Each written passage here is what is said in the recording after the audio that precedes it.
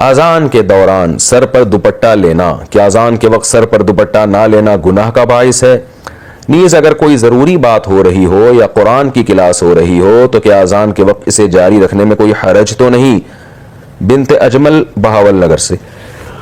دیکھیں، دوپٹہ لینا کوئی حدیث میں تو حکم نہیں ہے اذان پہ دوپٹہ لینے کا، البتہ اتنی بات ہے کہ شریعت میں یہ بات ثابت ہے کہ شاعر اسلام کا احترام لازم ہے۔ وَمَن يُعَظِّمْ شَعَائِرَ اللَّهِ فَإِنَّهَا مِن تَقْوَى الْقُلُوبِ، قرآن کہہ رہا ہے کہ جو بھی شاعر اللہ کی تعظیم کرتا ہے، احترام کرتا ہے، تو یہ دل کے تقوی کی علامت ہے۔ اب احترام کا کوئی خاص طریقہ قرآن نے نہیں بتایا، یہ عرف پر چھوڑا گیا ہے۔ تو اذان بھی شاعر اسلام میں سے، اس کا احترام کرنا چاہیے۔ تو ظاہر خواتین کے لیے احترام کا یہی طریقہ ہے کہ سر پہ چادر لیں، وہ تھوڑا سمٹ جائیں، تھوڑا ایک وقار ظاہر کریں۔ تو اس لیے خواتین کو اذان کے وقت دوپٹہ لازمی لینا چاہیے۔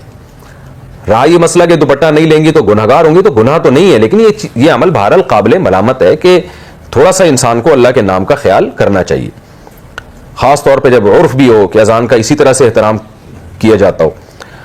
اور رہا یہ مسئلہ کہ اس وقت باتیں کرنا یا قرآن کی کلاس، تو بہتر تو یہی ہے اور بہت تاکید ہے اذان کے احترام کی۔ تو اذان جب ہو رہی ہو تو آپ اپنی کلاس کو تھوڑی دیر کے لیے روک لیں، حتیٰ کہ فقہا کہتے ہیں بہتر یہ کہ تلاوت بھی نہ کی جائے اس وقت، تو باتیں بھی نہ کی جائیں، اذان کو سنا جائے۔ البتہ اس سے وہ اذان مراد ہے جو آپ کے محلے کی مسجد کی ہو، کیونکہ اذانیں بھی 4-4 5-5 آوازیں آ رہی ہوتی ہیں، تو بس وہ جو آپ کے محلے کی مسجد کی اذان ہے آپ اس کا احترام کر لیں تو کافی ہے۔ باقی اذانیں ہو رہی ہیں پھر وہ ہونے دیں، تو فرض واجب تو نہیں ہے یہ عمل، لیکن یہ اذان کے احترام کا بہرحال تقاضا ہے۔